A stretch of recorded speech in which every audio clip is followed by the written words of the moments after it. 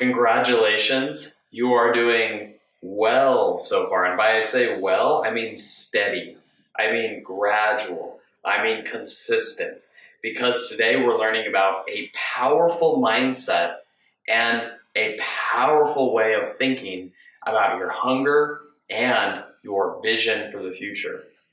So your vision for the future has got to be 1% improvements. And by this, I mean a simple, steady path towards gradual progress. 1% better each day. It's got to have a gradual outlook.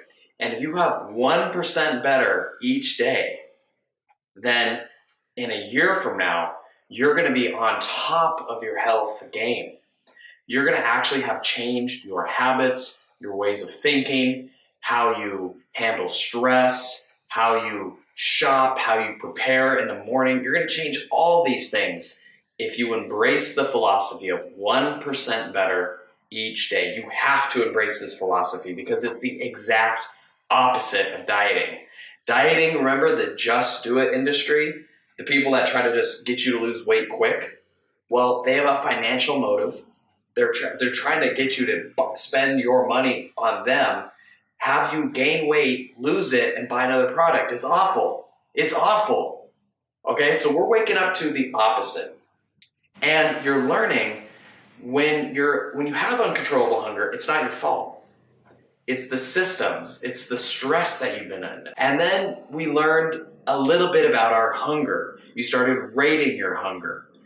10 before you eat, you rated your hunger halfway between the meal and then afterwards. And you started realizing, holy crap, I might eat a little bit too much and not feel good.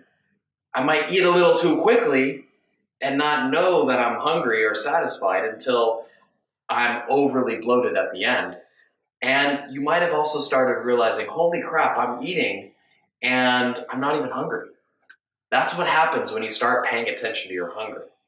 And the beautiful thing about paying attention to your hunger, being aware of your hunger, is the inner source to health. It's the inner voice of health, your hunger in your belly.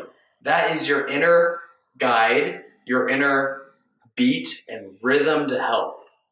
And today, what we're going to study is what happens when we get disconnected from hunger.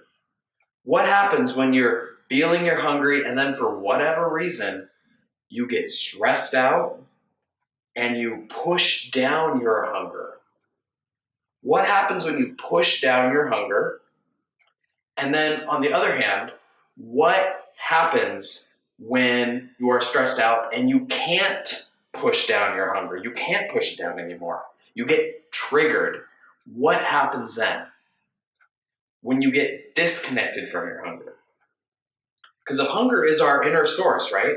The diet industry, they want you to say, here, follow my meal plan, follow my meal plan. They want you to go outside.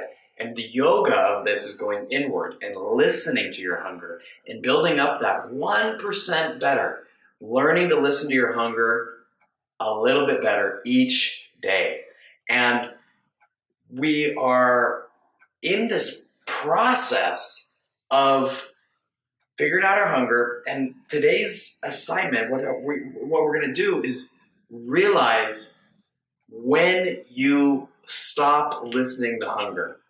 Hunger is your inner child voice. Maybe you have a work meeting, maybe you have to go pick up your kid, maybe someone said something to you that triggered you, maybe you have a work assignment, and all these things force you to not eat, to skip a meal, to wait another hour or two before you eat.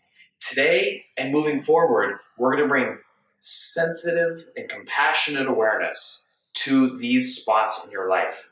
And I am not saying you need to fix them. This program, you don't need to fix anything.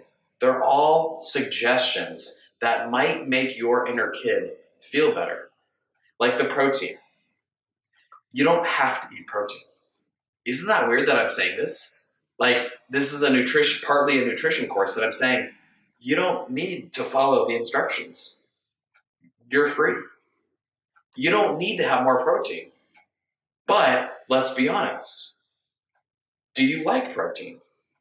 Do you like it? Does it feel good? Does it nurture your inner child? And sometimes the answer is going to be yes, and sometimes the answer is going to be no. It's not black and white. You got to learn to listen to your hunger. And bringing awareness to your hunger, we're becoming aware of when we don't listen to our hunger. This is a big part of the puzzle. When you're pressing down hunger. The other day I met someone who said he had breakfast, and then he was emailed a last minute thing from his boss, like right before noon. And so he had his meal planned out and everything. He even brought meal prep. That's great. Something we're going to talk about is meal prep. But anyways, he had to not eat his meal prep for another about 2 hours to deal with this last minute thing that his boss gave him. So even though he was hungry, he was aware that he was hungry. He pushed down his hunger. He said, you know what? I'm not going to eat this right now. And then guess what happened later on? He pushed down his hunger, and then later on, he had this uncontrollable craving that he's becoming aware of. And so today we're going full cycle. We started off realizing about those cravings, right? If you don't have food for a long period of time, you get this uncontrollable craving. You're really aware of that now. You're really aware. And now we're going to see how this cycle starts. It starts when you are put in some stressful situation. Remember, this is not your fault. This is not your fault. You are put in some stressful situation where you have to push down and ignore your hunger. And so what happens is when you ignore your hunger, you don't feel it for a while. But then it comes back big, and you eat a lot more than you should, right? But the key to realize is that it started by ignoring your hunger, by not having the time to honor your hunger. And so we have to realize there's a boomerang effect going on. If I ignore my hunger right now, it's going to go out and it's going to come back. I was working with this girl, and she would always go to these like parties over the weekend. And she'd go to these parties, and she knew she had a problem with overeating. So she would say, you know what, I'm not going to overeat. I'm not going to eat this. She'd go to fairgrounds, carnivals, and she'd always say, you know what, I'm not going to have the funnel cake. I'm not going to have it. And guess what? She wouldn't. But then when she started becoming aware, when she started realizing about the boomerang effect, when she started realizing, oh my God, I'm pressing down my hunger right now, but it is coming back and biting me in the ass the next day. So this is a crucial paradigm. You gotta start observing with compassion, with awareness. But it's called the boomerang of hunger. You press down hunger, you ignore it, and it seems like everything's good. But then the flip side is that it comes back. This is a powerful cycle we got to become aware of. Powerful cycle. This is one of the cycles that we're going to become aware of today. Another thing I want you to concentrate on is the amount of stress that it takes for you to press down your hunger. Because you'll have some stress, no doubt, and you'll answer emails and then you'll take a break and go off lunch. Or you'll answer emails and then take a break and go get a snack, whatever. But we need to pay attention to the degree of stress that puts you over the edge. And by this, there's a couple different things. First of all, triggering. What gets you triggered? What gets you emotionally triggered? Is it when you're hungry, angry, lonely, tired? I'm sure you've all heard of the HALT model. HALT. HALT. Hungry, angry, lonely, tired.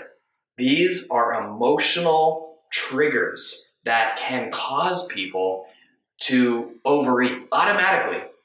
When the stress gets so much, you might find yourself coping with stress by distracting yourself through eating. And for right now, we're not even doing anything about that. We're just being aware. If you notice this course, we're only building one habit so far. It's protein. It's getting a little bit more protein, noticing how protein feels in our body. A little bit more protein, for breakfast or for lunch, for some snacks. I gave you some ideas like mixed nuts, beans are great, chicken, meat, anything, something that you like, eggs, whatever, something that you like. That's the only habit we're building. And you're becoming aware of how protein feels. That's it. The only other way we're changing our behavior is through awareness right now. Compassionate awareness. We're aware now, and going forward, when you start to emotional eat, what are your triggers? Because some stress, you're going to push down your hunger and you're going to get disconnected from your hunger. That boomerang is going to come around. I want you to be aware of the boomerang of hunger when you press down and suppress your hunger. But then we need to become aware of the opposite. What happens when stress triggers you and you actually infuse your hunger with fear? Stress times hunger equals overeating.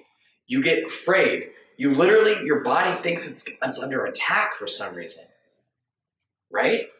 That's what it feels like. Even though you might just be caught in traffic, it feels like you're under attack. And if you're under attack, then you're close to death. And if you're close to death, then you better damn well eat because you might die. Remember, that's your body's response to stress that evolved over millions of years. There's nothing you can do about it. If you get stressed, you might have an underlying habit, or if you're lonely, or if you're tired, or if you're angry at someone, these situations that cause you to be triggered, they might cause you to overeat. And for now, we're just bringing transparency to these situations. The thing we don't want to do in weight loss is hide. We don't want to hide. This is literally a healing of your heart. And it is about bringing these triggers out into awareness. Something that your partner said that triggered you. An offhand comment that your partner said about your weight or your attractiveness. Or maybe a way your coworker was treated. Someone maybe have been teased for being overweight and you got triggered of that. Maybe you didn't have enough sleep and you felt like overeating. Maybe you were feeling lonely and you felt like overeating. For now, we're just bringing awareness to these emotional triggers and starting to practice non-judgment if you end up eating. So if you catch yourself emotionally eating, it's fine. It's fine. A diet would say, no, it's not fine. You can't emotionally eat. No, right? But that's so stupid because then the boomerang is just going to come around and hit you anyways. It's dumb. Sometimes that boomerang takes a while to come around. Maybe you suppress some emotional eating for a week, but damn, when it comes around, it's got momentum then, right? Sometimes it's just a few hours, but anyways, start becoming aware of that emotional boomerang when you stop listening to your hunger, when stress forces you to disconnect from your hunger and ignore it. And then start listening when stress goes the other way. It jolts you and you overeat to protect yourself. Okay, so those are the two things that we're heightening our awareness around. Continue eating protein. I hate telling you what to do for nutrition. It's really important that you listen to your hunger and let hunger be your guide for protein. Because maybe there's such thing as too much protein for you. And you just don't want protein, or you want less. That's fine. But be aware too of the effects of protein. Noticing how long it keeps you full. Noticing how quickly carbs go through you, like a soda, white rice, anything like white bread. You can have it. It's okay. I'm never going to tell you exactly what to eat because your hunger, the voice of your hunger is your inner guide. It's a unique voice. It's your path.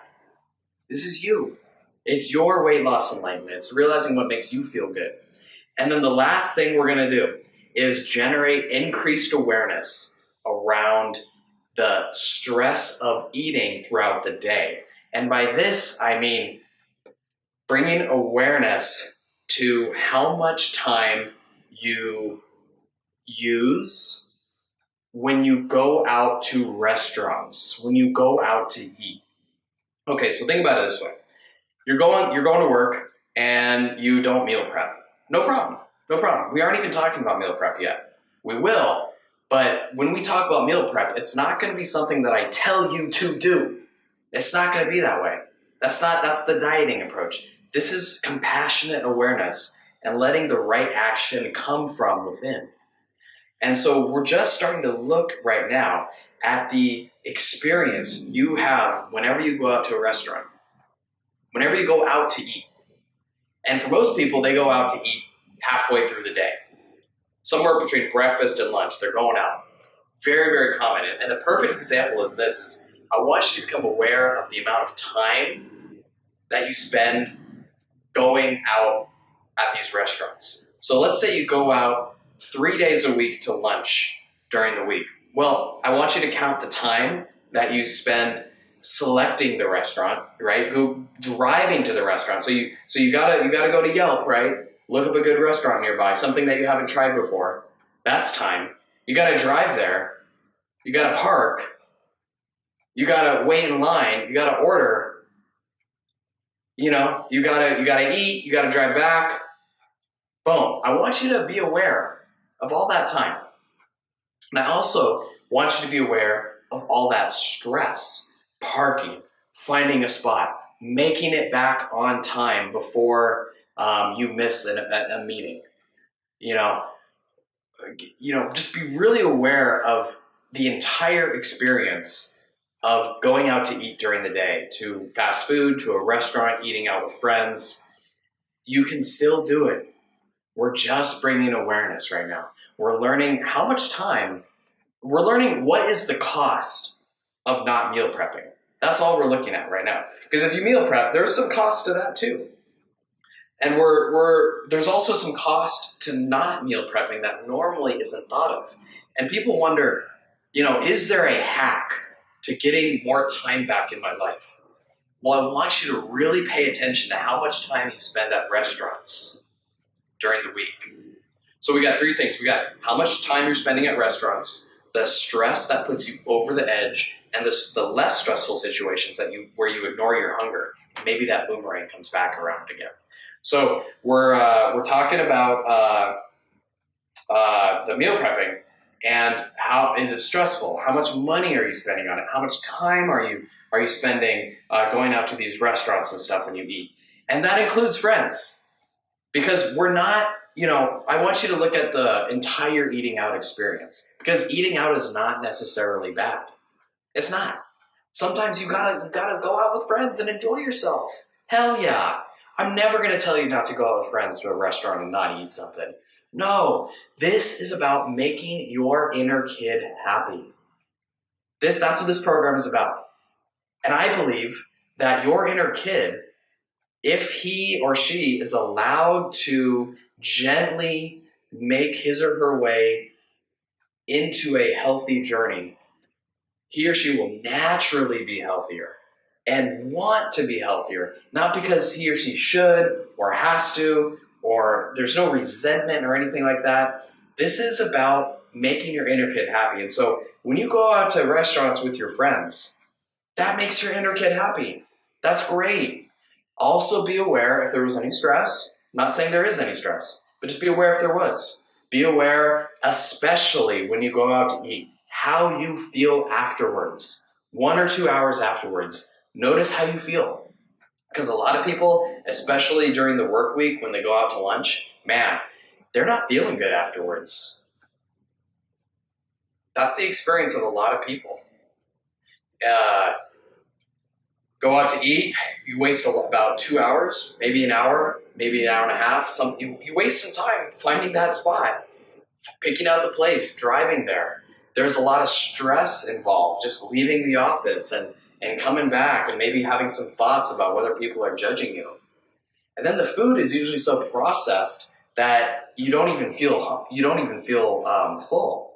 You don't really feel satisfied, right? Have you noticed that? The difference between feeling full and satisfied versus feeling full but not satisfied? A lot of the times when people go out to eat, there's background stress going on. They're not present with their food. They're just filling up their belly, but they're not filling up their soul. So you're wasting time. So you're not wasting time. I get it. I don't want to be harsh on it. We can't judge going out. We just got to be honest. You're, it takes time to go. Maybe you don't feel full afterwards, and it takes time to come back. And then how do you feel after you go out to a restaurant? Are you wide awake because you had a healthy meal, or are you kind of feeling lethargic because you just spent some time and energy thinking about where to go? You just ate something that might have not been totally good for your nutritional system. Start really bringing awareness. And you do not have to change your eating out habits. I'm not saying that. I'm saying to really be honest with yourself. How much time do I spend eating out? What's my experience like eating out? Is there any stress involved? And how do I feel after? Do I get tired after I go out to eat? And these elements, when we start combining it with the awareness of stress, when stress is low and you push it down, right? When you push that hunger down, what choices do you make after you push that hunger down? Maybe you push some hunger down for a while, and then the boomerang is you going out to eat and escaping from the stress. Maybe. I don't know. What happens when there's an explosion of stress and you get triggered? Maybe that's when you go out to eat. I don't know. I really don't know. I want to hear your answers. Let's talk about this. That's the key. Shining light into this and really tuning into the inner voice of hunger. Making sure your inner kid feels not only full, but happy and full. Calm, making sure your inner kid feels calm. These are skills that no diet ever teaches. These are skills where you got to get better 1% each day. That's it. Getting a little bit more aware about when you press down hunger. Being a little bit more prepared with some protein so that you can nourish yourself. Being a little bit more compassionate when you get triggered. So maybe you catch yourself and don't go chaotically eat. This is a 1% improvement, and it's steady, it's gradual. You're in tune with your inner self, because here's the thing. When you're in tune with your inner voice of hunger, you never have self-sabotage. You know that when you're on a diet and you're doing really good, but it's really hard on you, and it's really kind of like something you actually don't want to do. Your inner kid doesn't want to do it. Like maybe you want to do the diet, but your inner kid doesn't want to do the diet. Yeah. And then the inner kid just says, I'm mad. I'm going to eat some pizza. I'm mad. That person pissed me off. I'm mad. I'm going to eat all this pizza. Well, the inner kid isn't being listened to. You're ignoring your inner kid. No wonder he's going to go self-sabotage.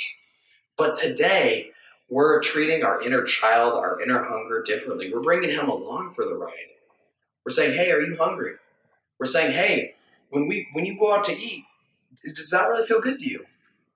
And we're saying, hey, what happens when you get stressed? Let's just learn what happens when this inner kid gets stressed out. What happens? And what happens when this inner kid doesn't pay attention to his or her hunger? What happens? Does he or she overeat later on? Let's learn. Let's talk about it. So today's enlightenment, this enlightenment, is realizing light. When you shine awareness into your life, first of all, you see more clearly. Light. But it also starts making you feel lighter. It starts making the inner soul part of you feel lighter. It starts acknowledging some of the inner pain you might struggle with, some of the inner voices of your kid, honoring those voices and getting clear on what is actually going on with hunger. When you shine awareness on your hunger, things start to lighten. Things start to lighten and come to the surface. And that's good. We want that. We want the light. So, 3 things in recap. Stress when you push it down, noticing that boomerang effect. Stress when you get triggered and you can't stop. And then the experience, the total collective experience of eating out at restaurants, especially during the day. Yeah, that's it. Namaste.